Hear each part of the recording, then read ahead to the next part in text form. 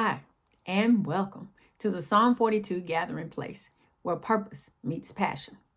Today, I'd like to speak with you about weathering the storms of life as I continue to pray for our brothers and sisters in Jamaica, Haiti, and the Caribbean islands who are being affected by the devastation of Hurricane Melissa. I'm reminded of the fact that no matter where we live, we're all at risk for a natural disaster or storm.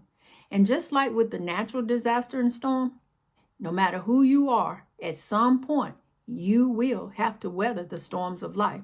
See, the storms of life are those things that can blow into your life and break your spirit. It can be sadness, sorrow, setbacks. It can cause, at a minimum, setbacks, and at its worst, unimaginable life-changing events. See, I live in an area where tornadoes are prevalent.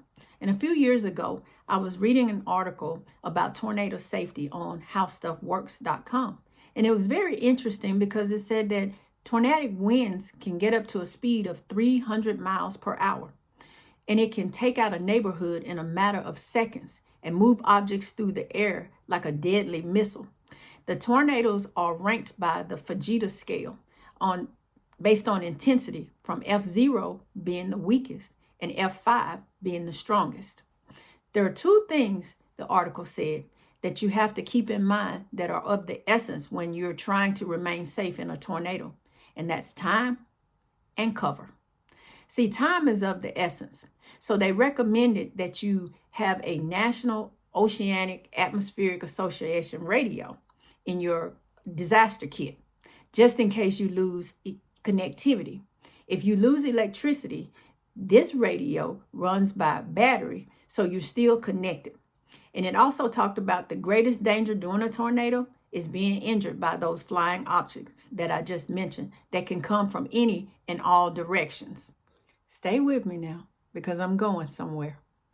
So it mentioned that the 4 tips for safety during a tornado are: maintain the frequency radio or listen for sirens. Number 2, move fast.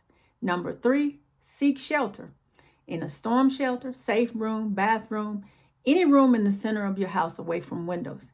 And number 4, get down on your knees. Tuck your head down. Cover your head and neck with your hands.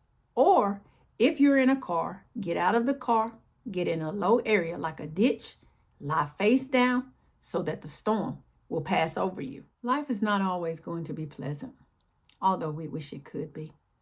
But the key to surviving a spiritual storm is just the same as the key to surviving a storm in the natural, and that's preparation.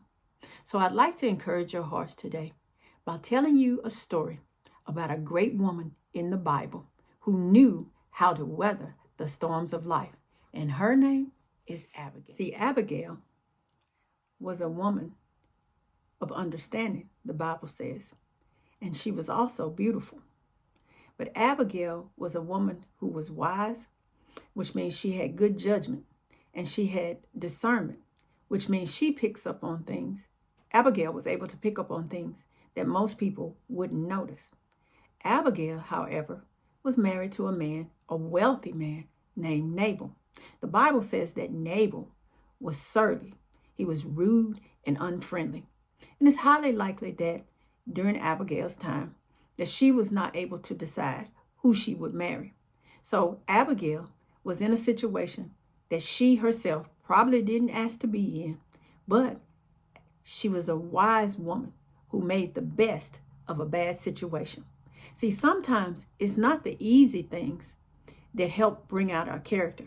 It's those hard things that shapes us. And it's those hard things sometimes where we do our best work. So, Nabal, Abigail's husband, is at Carmel shearing sheep. He's preparing for festive time. He has 1,000 goats and 3,000 sheep. So David, who has been anointed as the next king to replace Saul, is on the run because Saul wants David gone. He's aware that David is about to take his place. So David is on the run with 600 of his men, and he's in the desert at Mahon when he hears that Nabal is shearing sheep at Carmel. So David tells 10 of his men, go tell Nabal, give him this specific message. Tell him that David, the son of Jesse, has been watching over his servants and putting a wall of protection around his sheep and his servants. And that the whole time that he's in the desert, he has this wall of protection around them. They didn't take anything. They haven't touched any of his property. And ask him if he would please be so kind as to supply David and his men with food. So his servants go to Nabal and they tell him the message exactly the way David gives it to them. Well, Nabal, being the rude and unfriendly man that he is, says, I don't know any David, son of Jesse. Who is this man? For all I know, he could be some servant on the run. Why should I give him my food, meat, and water? So David men take the message back to David. And here comes the F5. See, with the tornadoes, there are two types of alerts. You have the tornado watch, which means that a tornado is possible. There's a possibility that there could be a tornado in the area. So you need to review your plan, make sure you have your supplies, and be prepared just in case a tornado is actually sighted. Now, the tornado warning, that means there is imminent danger. The tornado is on the ground, and there is imminent danger to life and property. So David gets the message from his men, and he's angry. He says, all this time, I've been putting a wall of protection around his property. I've been protecting his servants and his sheep.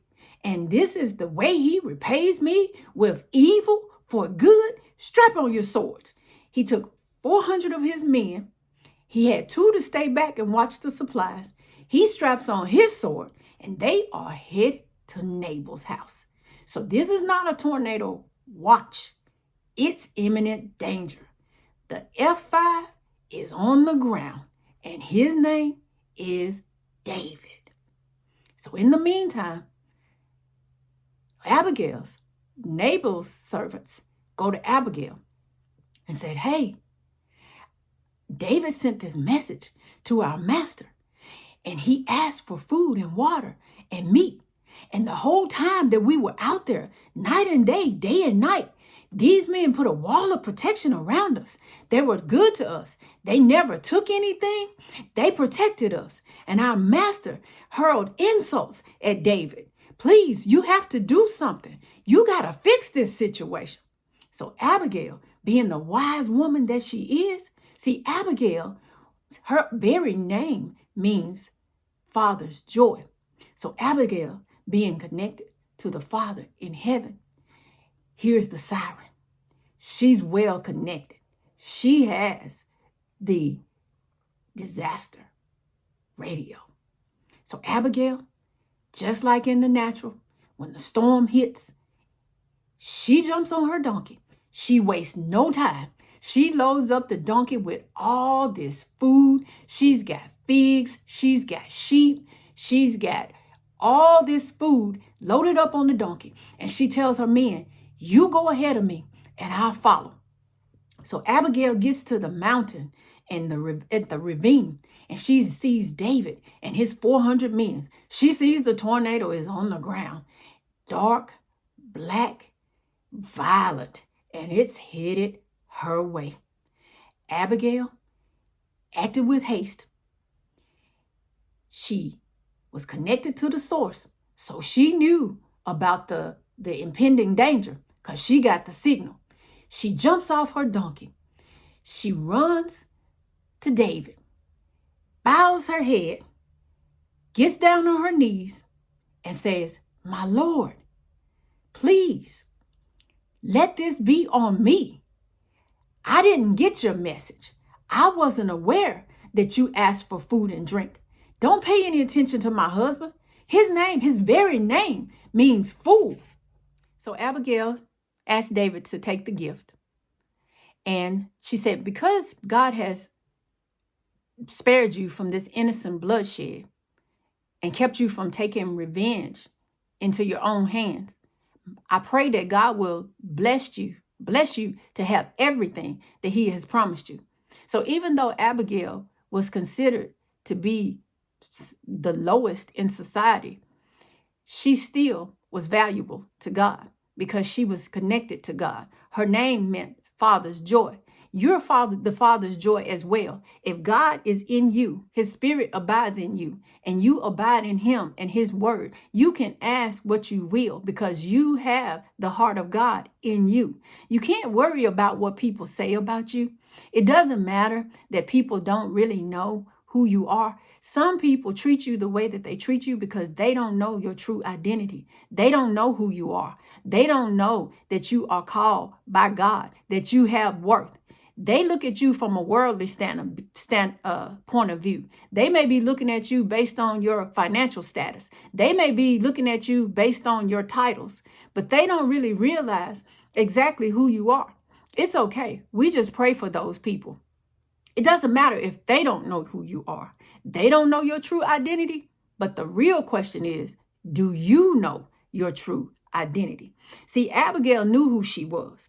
It didn't matter what they thought about her. She knew because she was connected to the source. So she acted with haste. She humbled herself. She took on the blame for something that was not her fault for the sake of the greater. Storms are necessary. Sometimes God sends storms to perfect us, to take us to the next level. Sometimes God sends storms to correct us.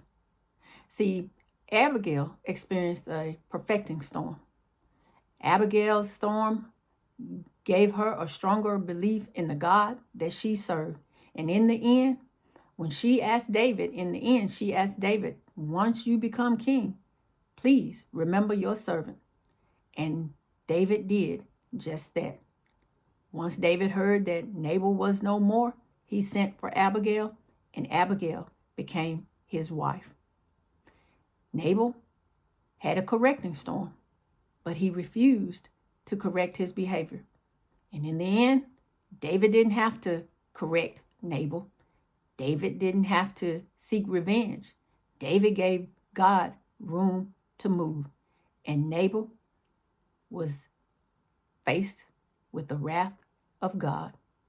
So I ask you today to trust God, seek his face, open your heart, and allow him to come in. You won't regret it. No matter what you have, no matter who you are, no matter what your status is, no matter what you look like, you can't outgive God. In the end, God will bless you. So until the next time, when deep calls unto deep, trust in God and know that trouble don't last always.